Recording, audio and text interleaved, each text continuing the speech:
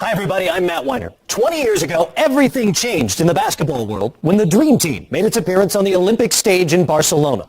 Fans across the globe saw the story unfold on the court as a Hall of Fame collection of talent dominated the competition. What took place behind the scenes has remained hidden until now. Up next, an NBA TV original documentary. It's NBA TV's The Dream Team, presented by Right Guard.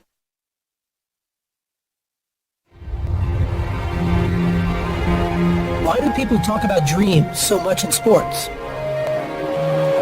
Dream seasons,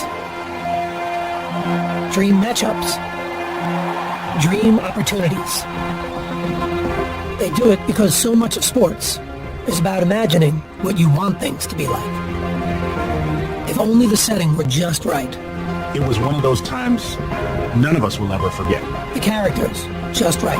I don't know anything about Angola, but Angola's in trouble. The timing just right. 11 Hall of Famers. I don't think you can ever do that again. At no point in time. If only it could all be the way you might have dreamed it up yourself. Oh, you feel me? Yeah. That was the most exhilarating 15 seconds of my life. People perceived us as being superheroes. Thomas, question. We became a team, and that team just stomped on everybody. This never happened in sports. Nowhere. Well, I figured eventually there'd be a movie made about the Dream Team. This group may well be the greatest team ever assembled in the history of team sports.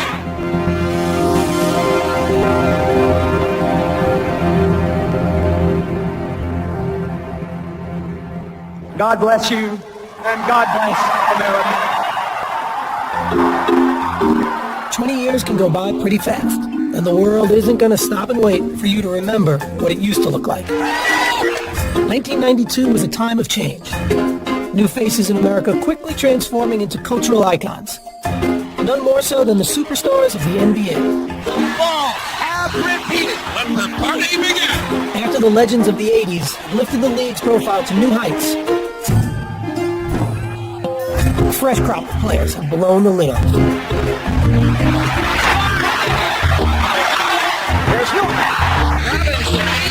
Their talents and their charisma made them more than just basketball players. I am not a role model. They were a new kind of star athlete whose popularity transcended the game.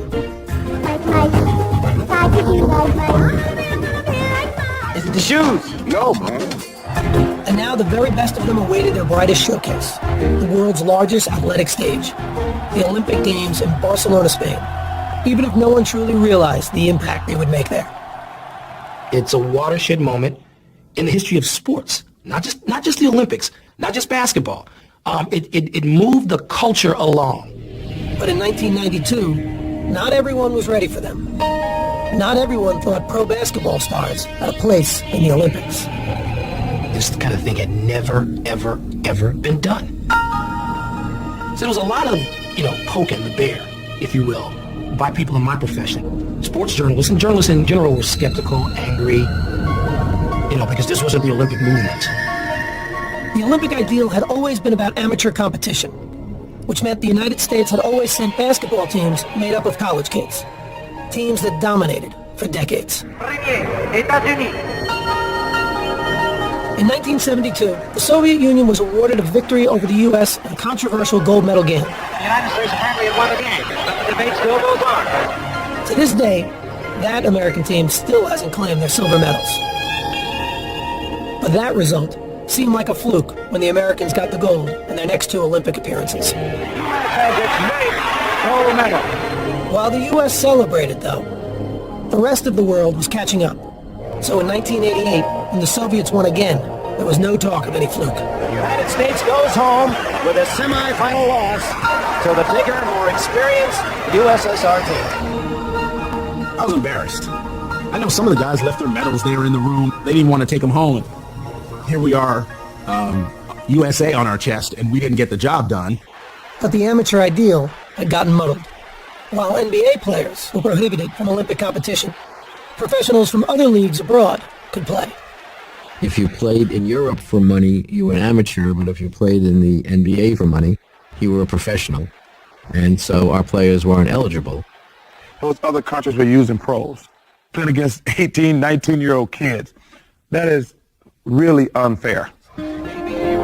Changing the hypocrisy, though, was the central goal of a European named Boris Stankovic, the head of FIBA, the World Basketball Federation. He was very much intent on lifting basketball up to the highest possible level of international sports. And if the whole world knew that the very best players in the world were not participating in the Olympics, that made it a second-class event. So in 1989, Stankovic issued a resolution to allow pros from all leagues to compete in the Olympics. But back in America, the NBA was lukewarm to the idea. We wanted to be good partners with FIBA to grow the sport of basketball, but we weren't particularly anxious. We didn't know what it would mean. We didn't know if our players would want to do it. We didn't know what the logistics were, but the vote passed, and NBA players were eligible for the Olympics. Now the issue wasn't about whether American pros could play, but whether the best players wanted to play. The one guy that, that we were a little concerned about was probably Michael. The thought back then was Michael Jordan plays 36 holes of golf 90 days during the summer. What the hell is he going to be doing playing basketball? I was hoping they would not ask me to participate. And I was trying to figure out a way graciously that I could decline. I'd done the Olympic thing before, and when Rod Thorne called me and asked me, I wasn't gun-ho about it. My appeal to him was, you're the top player in the world. This is bigger than the NBA Finals, and, we need you. His thing, well, who else is playing? I mean, are all the good players going to play? I'm not going to play by myself. So Michael Jordan waited to hear more, and Rod Thorne made his next call. It was a no-brainer for me. I was in from day one, and I figured if I jumped in first and said I wanted to play, that would get guys to want to participate as well. I think if Magic wasn't on that team, I don't think it would have been as spectacular as it was. And to finish out our careers, that was important for both of us. Once you get guys like Magic and Larry committing to the team, then all of a sudden it becomes something very, very special. Representing the USA is already a tremendous honor, but to know that you're going to be on a dream team is a once-in-a-lifetime experience. Magic, Bird, and David Robinson weren't alone in their pride. They called in the big guns. We're the Navy SEALs that we had to go over there and kick butt and take names. With those stars and the Utah Jazz tandem of John Stockton and Karl Malone, the dream team was starting to take shape. It don't matter if you call me last. I got the call. I didn't feel like that I deserved to be called, but I truly wasn't going to tell them that. I was like, yeah, I'm in. I didn't even think to say who else on the team. That was it. I'm like, yeah, I'm good. Yes. Charles Barkley's ability was never in question, but his attitude was. God want us to win the world championship. I don't know if I go that much. I'd like to do it another night. I learned early in Philadelphia. It doesn't matter what I say. So from this day forward, I'm going to say what the hell I want to say. And some people are going to like it, and some people are going to dislike it. But after a series of incidents on and off the court, the least of the committee's concerns were about what Barkley would say. I was asked to talk to him. He was so honored that we would even think about asking him. He convinced me that you won't have any problems with me. Now, with the team nearly complete, Rod Thorne had enough talent secured to go back to where he started. Representing my country was a big thing, but I think, the biggest motivation for me was now I get to spend time with some of the guys I compete against all the time. Portland's Clyde Drexler rounded out the list of NBA players, while the final spot on the roster was reserved for an amateur, Duke's Christian Laettner, coming off back-to-back NCAA titles. There's the pass to Laettner. Puts it up. In any other Olympic year, Laettner might have been the team's biggest star, but on this team, he was fine with being the last guy on the bench. I tell people this all the time, and it may shock them, but my most enjoyable year was my freshman year, because they don't expect nothing from you except carry the luggage, do the laundry, and get our donuts. And that's easy. The harder thing is to be the leader. By May of 1991, 2 months before the Olympics, the team was set. One college kid and 11 future Hall of Famers. The man charged with putting it all together was the unflappable Chuck Daly. Okay, all set? I'm set. Chuck looked the part. He was the guy that looked like he owned the arena, but he would also push the broom. His hair was beautiful. His suits were immaculate. He wanted to win, but he wanted to look good. As the head coach of the Detroit Pistons, Daley did both, winning back-to-back championships in 1989 and 90. The Pistons are winners and still champions of the world. The Pistons were nicknamed the Bad Boys for their aggressive and some said dirty style of play, never more evident than in their memorable playoff battles with Michael Jordan's Bulls. Michael on the move against Vinnie Johnson in the hoop. He is necktied. Michael Jordan goes down hard. Detroit and Chicago had no love for each other. So when Daley was named the Dream Team coach, many wondered how he'd handle working with the Bulls' biggest star. I was being asked to wrestle with some demons and some issues. But the coach was well acquainted with the task of managing personalities. He coached the bad boys. And if you can coach those, you can coach anybody. One player Daley wouldn't be coaching in the Olympics, however, was his own star in Detroit, point guard Isiah Thomas, who controversially had been left off the team's roster. No matter how much people try to say now, it was no big deal. It was a big deal. I talked to Isiah at the beginning of the year about the aspect he wasn't on the team, and he was not comfortable with it. I'm sure he is very hurt. He's a very deserving player, but he was not selected. Thomas was well on his way to a Hall of Fame career, but was also seen by many as the biggest cultivator of the Bad Boys image in Detroit. Isiah was the general. He was the guy that would yap at his teammates and say, knock him on the ass, do whatever you got to do. And he missed one. He knew he was going to get hit. I despised the way that he played the game. Did you want him on the Dream Team? No, I did not want him on the team. Did Michael? Did you want him on the team? Well, I can't speak for Michael, but I don't think he wanted him on the team. Now, there has been speculation that your icy relationship with Isiah Thomas is the reason that he was not selected. Well, what is your reaction to that? That was one of the stipulations put to me prior to me even committing, that Isiah wasn't a part of the team. I was getting strong innuendos that it wasn't just, it was coming from higher places that didn't want Isiah Thomas on the team. Certain things are being pointed at me because of our relationship and of course about the way that the end of the game between Detroit and Chicago ended. We were picking the group just after the Pistons had been eliminated by the Bulls, and it was very bad timing for Isiah. Everybody had fresh in their mind the picture of Isiah walking off the court. Pistons wasting no time in getting out of here. They left the bench on the 7 and 9 seconds remaining. The Pistons just left. When the Pistons walked off the court before the final bell, I think it left a bad taste in a lot of people's mouths. All right, no Isiah Thomas. No Isiah Thomas question. Cool. Jordan and the team were done answering questions about Isiah. But with training camp approaching, a bigger question would need to be answered. Hello, how you doing? How would the 12 stars that were selected play together? Welcome. Training camp began on June 22nd, 1992, in La Jolla, California. And when the gym doors opened, no one was quite sure what to expect, especially the players themselves. There's a lot of egos in one gym and on one team. Everybody wanted their form to shine and showcase why they were a part of this team. With all these stars on the team, if it comes down to the last shot, who's going to take the shot? Me. Everybody in the world has an ego. The only difference between us, we have a reason to have an ego. To do that was Portland, Oregon, and the Tournament of the Americas. It would be the public's first chance to see the NBA stars together in a game, especially Jordan, Bird, and Magic. Daley had asked all three to be team captains, but Jordan had turned him down. I knew how much it meant to both of those guys because they never had the opportunity to play in the Olympics. So I said, you know what, Chuck, don't worry about me. Let these old dogs do it. Magic and Bird weren't just the team's oldest players. They were also the most revered. They had entered the league together in 1979, embarking on a rivalry that had redefined the NBA. And along the way, their personal admiration for one another had grown.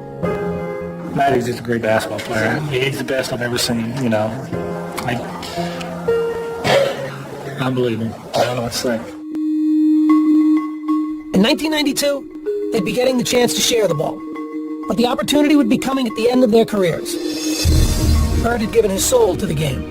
But after so many years, his body was betraying him. Had back problems. You just get to the point where you just couldn't play. I mean, you couldn't think, couldn't move, couldn't run. You know, if you can't feel your feet, it's hard to run. Larry was on the fence because of his back, so I said, man, LB, you gotta play, man. You gotta play. This is our last chance to be together. Magic would be able to convince his old friend to play. But at the start of the 1991-92 NBA season, he was forced to retire after learning he had the HIV virus. Doctors would eventually clear him to play in the Olympics, though that didn't stop fears from swirling.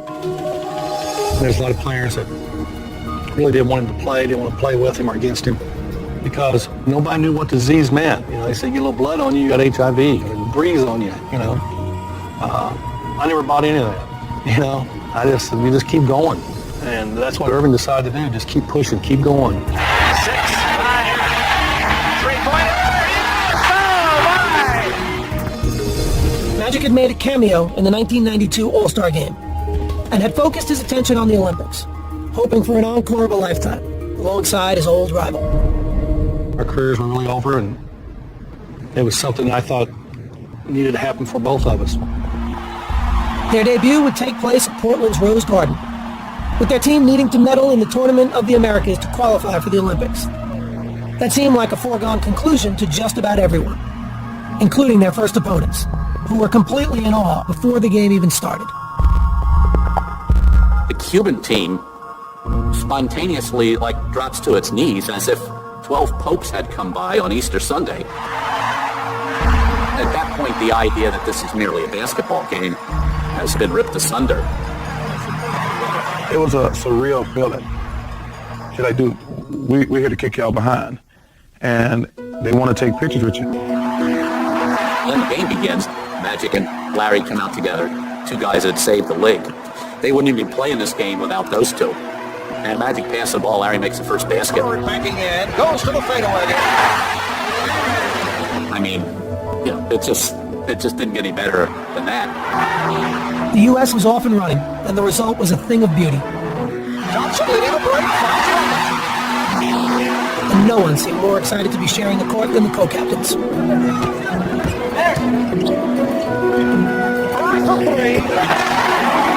Opening night was a smashing success, with the outcome never in doubt.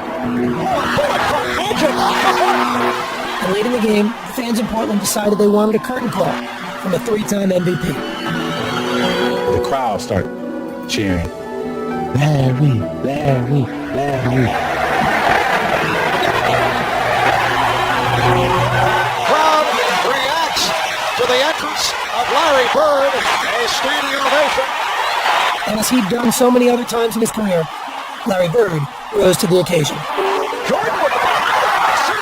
Here's Bird. You just knew that Larry Bird was not going to miss that shot. It was a virtually flawless performance. The final margin of victory was 77 points. And Magic and Bird had led the way. For Magic in particular, after a year out of the game, the victory had a special kind of meaning. Living with HIV, never even thinking that I would ever have a chance to play basketball again, and then basketball for the United States. It was therapy for me, and I needed that in the worst way. And then there was the matter of making sure Michael Jordan knew he was back as well. Yeah, you hear what the captain said? The captain say, sit down. Sit down. Or this boat's going to sink. That's right. Have a seat because you're going to fall, and then that's going to happen. That's a seniority right there. I know it. With Magic and Michael, there was that little extra something there, you know, and something kind of to prove to each other. I took it upon myself to always shoot with Michael. Okay, MJ, free throws today. Who was the first one to 50? Or we had little games. Who was the better shooter? Know what you got to do. Know what you got to do.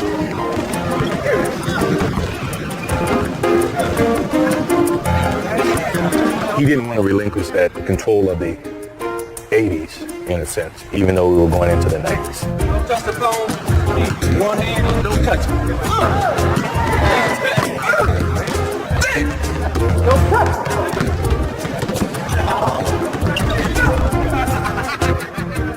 You know, he just come off missing a whole year. So it was who can win, who's going to have the bragging rights by the end of this trip. You can't get too close to Michael, it's a foul.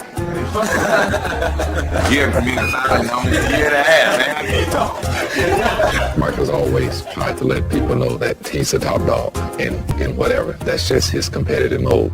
I'm the young guy with the old elder statesman.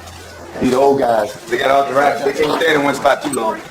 He's a young puppy. I'm the big dog here. Whatever I say goes.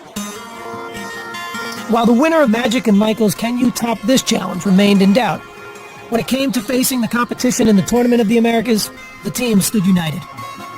When we took the court in Portland, which, we're on home ground, we wanted to showcase to the fans who will be representing them. The lead is 30. Stay on. Jordan. I'm going to send a message around the world today that y'all can give it up. You foreigners can give it up. Stockton as far as Stockton set him up perfectly. The Americans won their 6 games at the tournament by an average of 50 points. All right, Larry, your impressions of tonight's game? The gold medal was no surprise. But what was unexpected was the team's interactions with their opponents.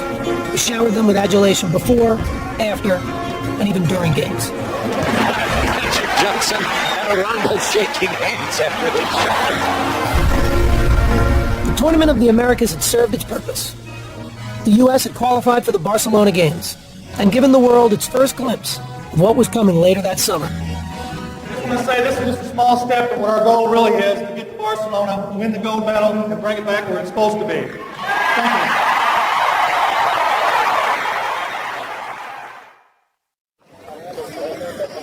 On July 18th, 1992, with the Barcelona Olympics a week away, the U.S. men's basketball team headed overseas. Straight back into the left. Try to follow our back. They would hold several days of practice in Monte Carlo and play one more tune-up before heading to the Olympics. The luxurious setting on the Mediterranean Sea was fitting for what already may have been the world's most famous team.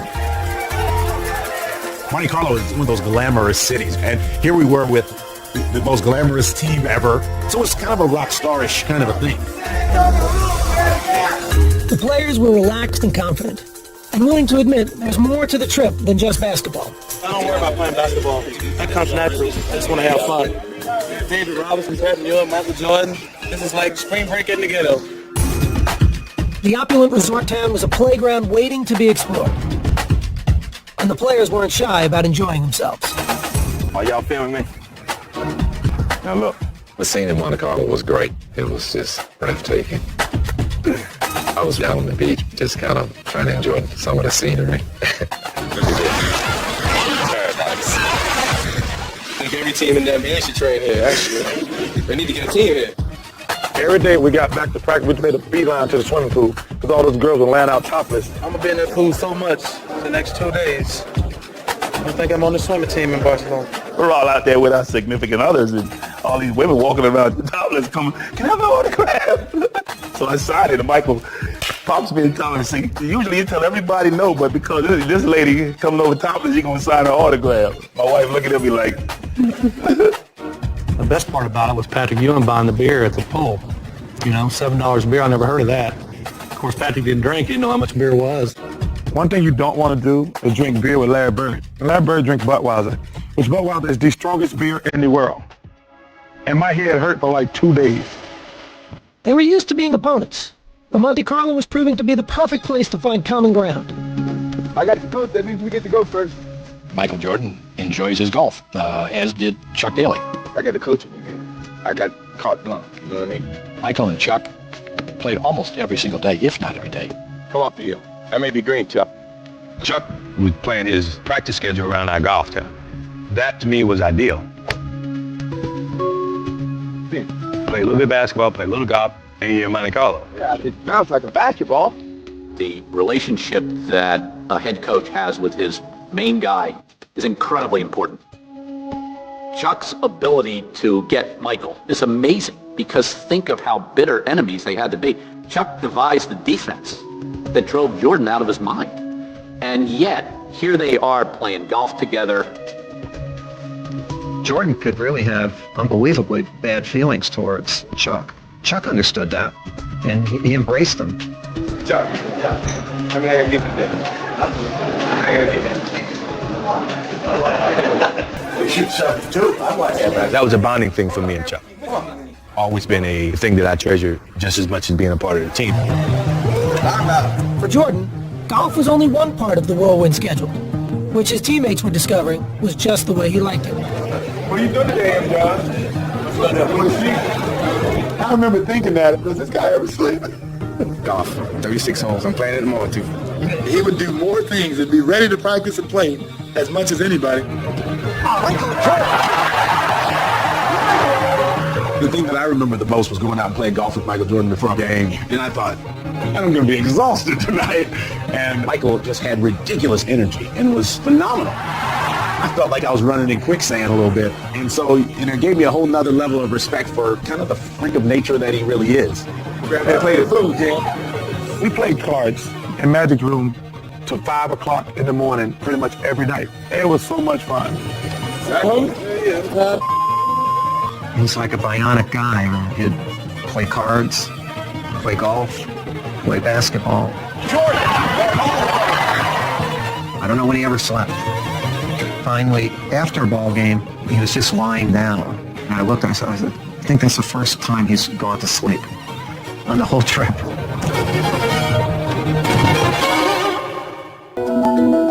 Monte Carlo was kind of a turning point. Walls started to come down from, when you're playing against each other, you have these rivalries. These are my teammates now. They're guys that, that I'm looking towards for support. It seemed like we became more friends than anything else. The players were off to Barcelona, headed to the Olympics, unmistakably as a team.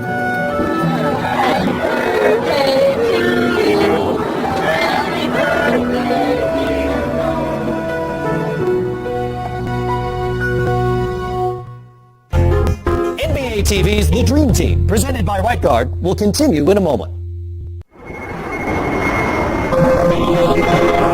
The United States men's basketball team landed in Barcelona for the Olympics on July 24, 1992. In store was an experience unlike anything they or the sports world had ever seen. The plane landing in Barcelona, helicopters flying over it. We're thinking, wow, what is all the commotion? What happened? And then we figured out they were there for us. That was the first time that we realized how popular and how enormous this thing was. I was like, guys, if we lose, it's going to be like the biggest upset in sports history. Barkley was right. There was no margin for error, a reality the rest of the team openly accepted in their first press conference in Spain. I know I'm really afraid to fail because I can't go back home if we don't win the gold. Even though from a little small place in Summerfield, those 250 people there said, I can't come back. Barkley, meanwhile, handled an endless barrage of questions as only he could. How did you feel in 1972 when the Soviet Union beat the United States in that wild game?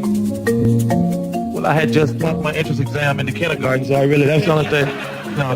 Everybody that has ever been in front of a camera, we tend to not say certain things. Why don't they just take their ass whipping like people and go home? Barkley says things that we would think about and never say.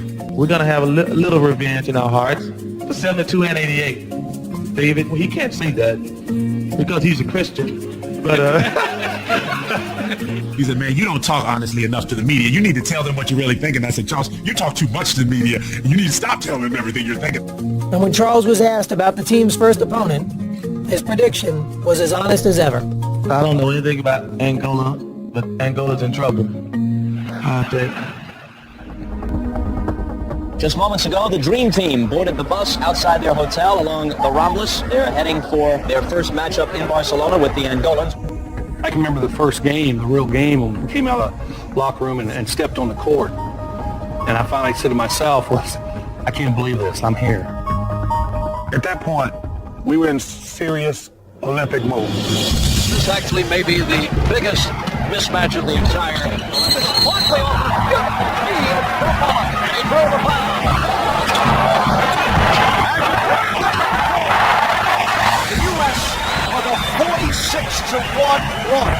46-1. It was just a tremendous atmosphere because there was an appreciation for how great the U.S. players were.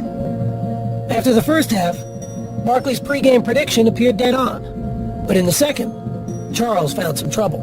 Many of the players in Angola, they play against Charles Barkley. They told us there's no a kid, a fat boy, is many aggressive in the paint. Rebound Barkley. Rebound Barkley. And well, Charles getting a bit aggressive. I thought they were playing dirty. And I told old boy, I don't even know if he understood my thing, man. Ease up on the elbow. Barkley from Pippen. I let it go twice. You can see the frustration of Barkley. And next time I just cracked it. A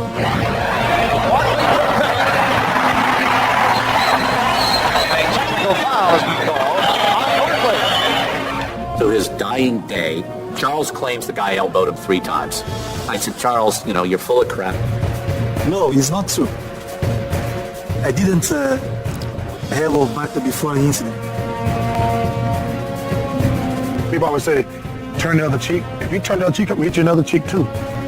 I thought, what are you doing, Charles? The guy is half your size. But Charles is an equal opportunity abuser. Erlander Clyde did not think it was a friendly elbow. That's the same guy just asked you for an autograph, Charles. I mean, you think he's not intimidated? I think he's act like a bully, but maybe it's from his personality. The United States has defeated Angola by the score of 116 to 48. The game may have ended in a rout, but afterwards, the result was overshadowed by the controversy. What's with the elbow? Well, he hit me, I hit him. That's what it is. Charles made you look like the ugly Americans, which we were trying not to do. We said to Charles, look, man, you're a reflection of all of us. So if you do it, they're not going to write the article that Charles Barkley did. They're going to say the dream team.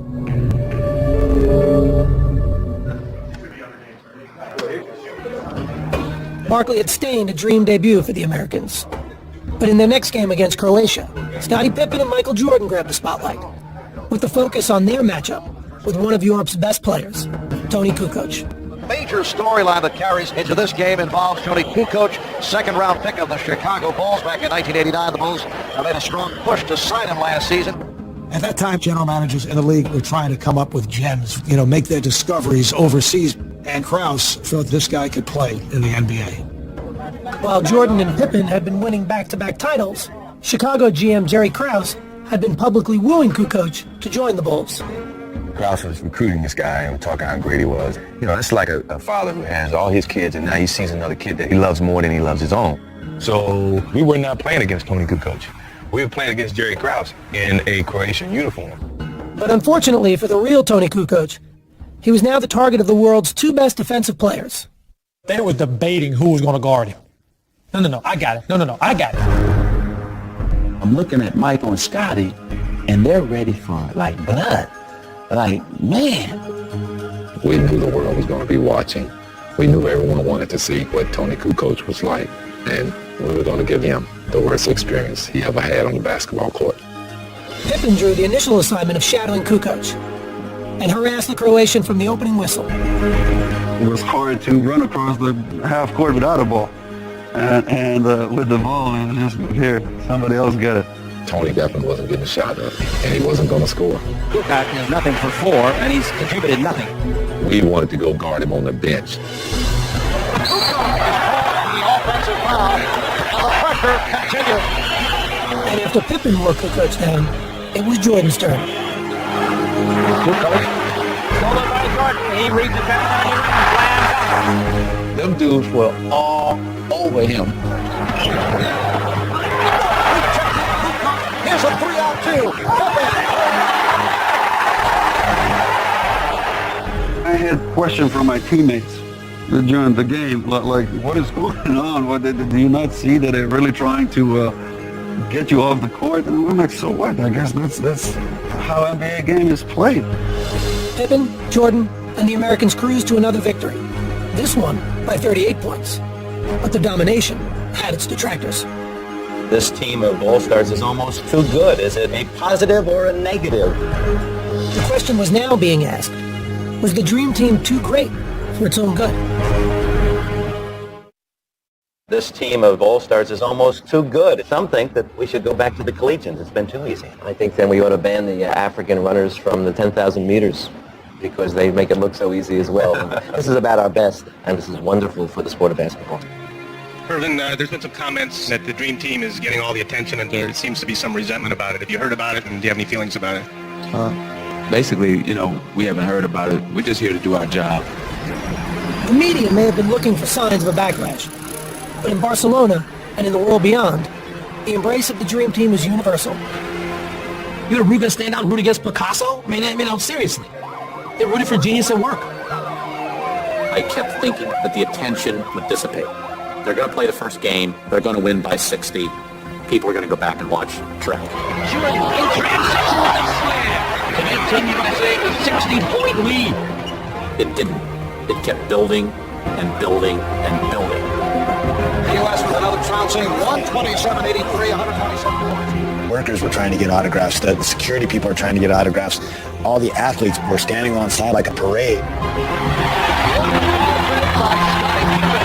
It's a 58-point lead. People perceived us as being superheroes. This was a roar on the U.S. Barcelona team. The guy on the bench is taking pictures. And I said, wow, we are having an effect over here.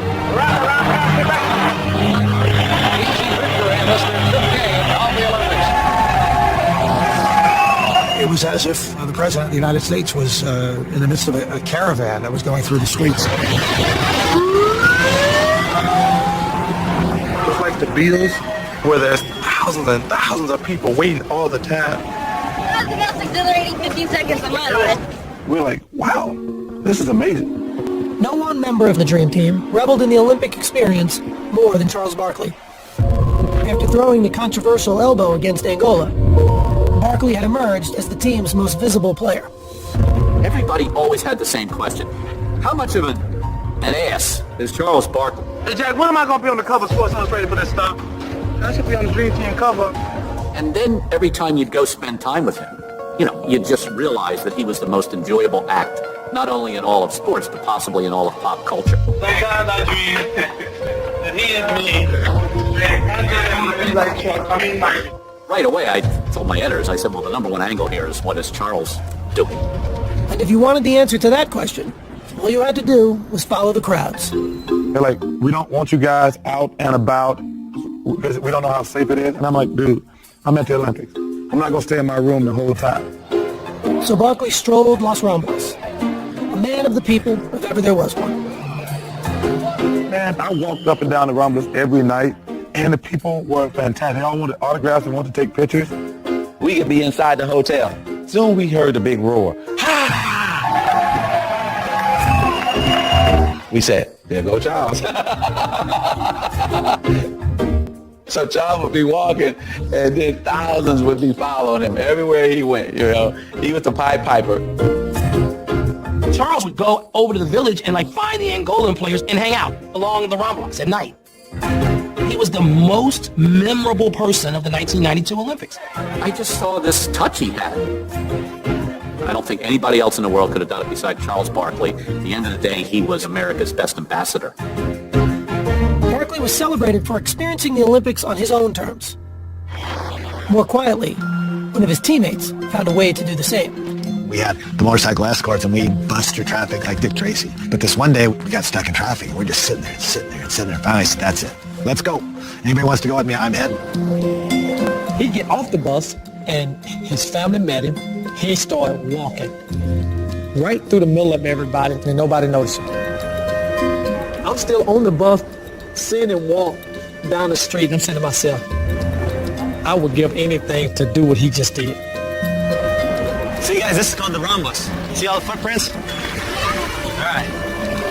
So Los Ramblas, it's like Times Square or something. There's just so many people walking. I'm 6'1", I'm about the average size of everybody else on that little walk.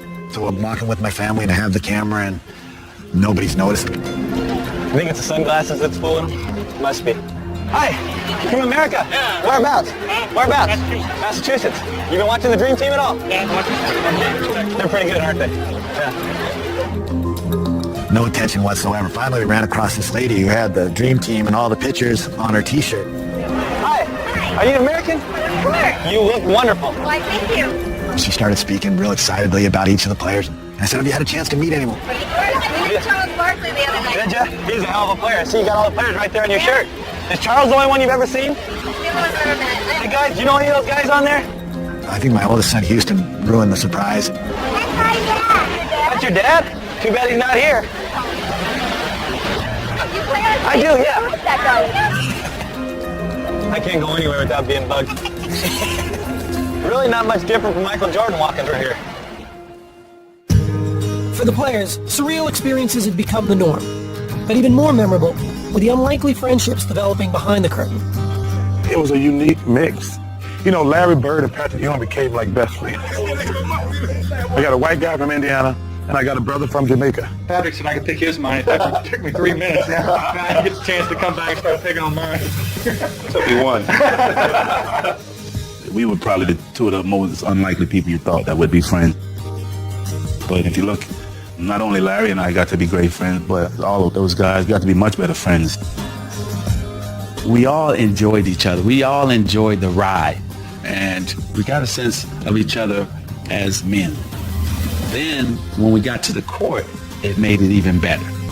The Dream Team's chemistry turned out to be the hallmark of their success, as the players closed in on what they came for. Their big margins of victory may have been a testament to their dominance, but numbers couldn't capture what made watching them so unforgettable. Guys played the best basketball you've ever seen in your life. It was literally like great poetry or great art. At times you feel you're watching a performance, a concert rather than a basketball competition. This was fun. This was like how basketball's supposed to be. And at the center of the fun was the team's biggest star, who had come to Barcelona at the peak of his powers and shown how much his popularity had exploded. I will say this one thing about Michael Jordan. I've been around other celebrities in my life. I've never seen people react like they do to him. People go crazy when they see him.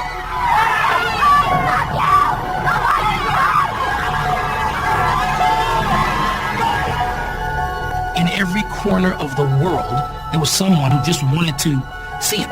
Please, Michael Jordan! No one had the sort of pull, the gravity that Michael Jordan had. Jordan had initially come to Barcelona reluctantly, but an early morning trip just before the gold medal game revealed how meaningful his Olympic experience had become. What time in the morning is it right now? 6:30, 6:45, 7, something like that. No drinking coffee. There's gotta be a hurry. Can we go now? Where are you from? Albuquerque, New Mexico. Big fan of yours. Everyone's a big fan of yours. Your name? George Hirsch. George, how you doing? I'm George. Nice to meet you. Last night I hit my wall, man. I couldn't make a basket. How are you doing up so early? I do remember getting up early to walk into the stadium. That is the thing that I remember the most about the Olympics. Olympic Stadium.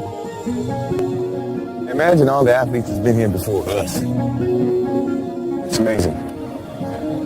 What about Edwin Moses? 122 consecutive races.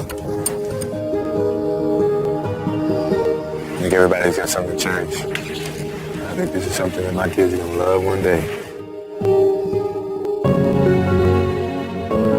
The Dream Team squared off against Croatia again in the gold medal game, offering the world one more lasting impression of their supremacy. Barkley with the lead from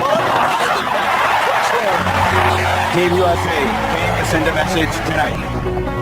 We wanted to win, we wanted to dominate, but how we did it. Sharing the ball, including everybody. We did it as a true team. The U.S. has a victory from 17 to 85, and they have won the gold here in Barcelona.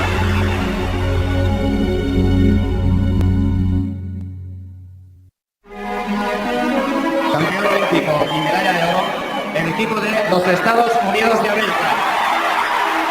There was never really any doubt the Dream Team would win gold in 1992. But as they walked back onto the court to get their medals, the moment still overwhelmed them. We saw a lot of tears from players. It was a very proud moment for me because anytime you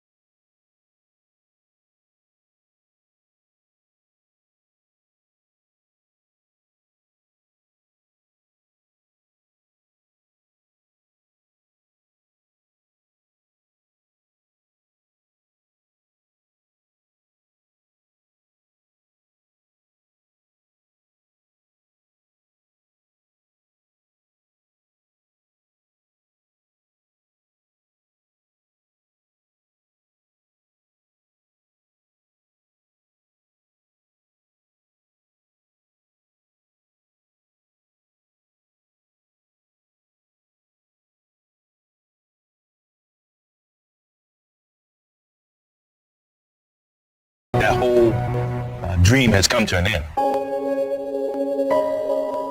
The next season, every Olympian except Magic Johnson and Larry Bird would return to the NBA.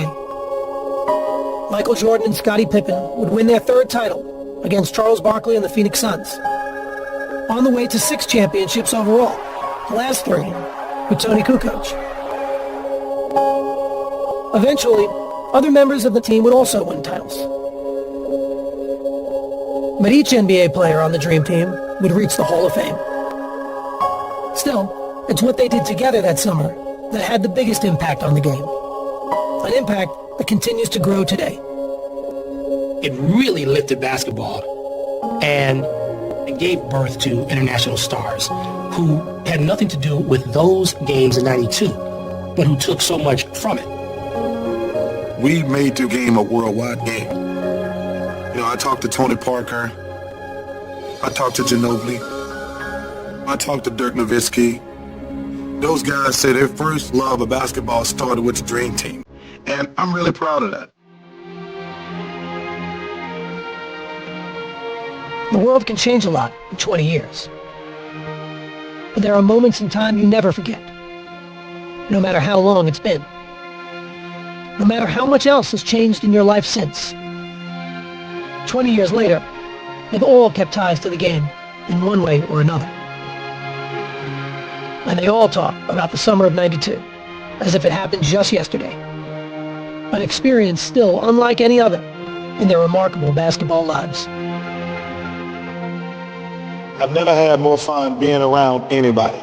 Everybody got along. There was no ego. We had fun. You know, clearly everybody reminds me I never won a championship. So that to me was like winning the championship, winning the gold medal and hanging out with these guys. The reward itself is really only a small part of the story. It's what the gold medal represents that will always tie these men together. This is like this fraternity. That's pretty awesome. I don't think you're ever going to be able to get 11 Hall of Famers to play all at once, you know, on one team. That's unheard of. We go on the bus. We come back. Walk out the hotel. Wave. Wave outside your window. I can't believe it. That's so magical. That's so magical.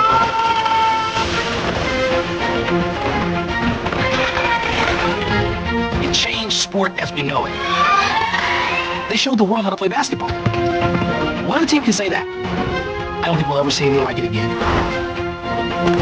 It's an insult to compare anybody else to that team. Take a good one. Brett will never see a team this great again.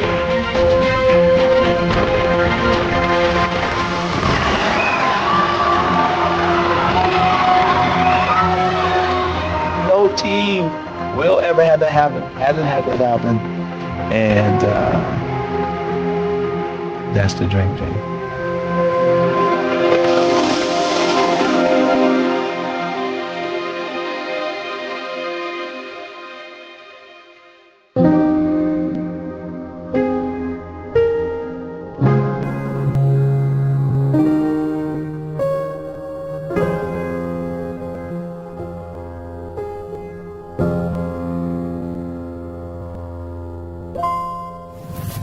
92 gold medalists, Olympics.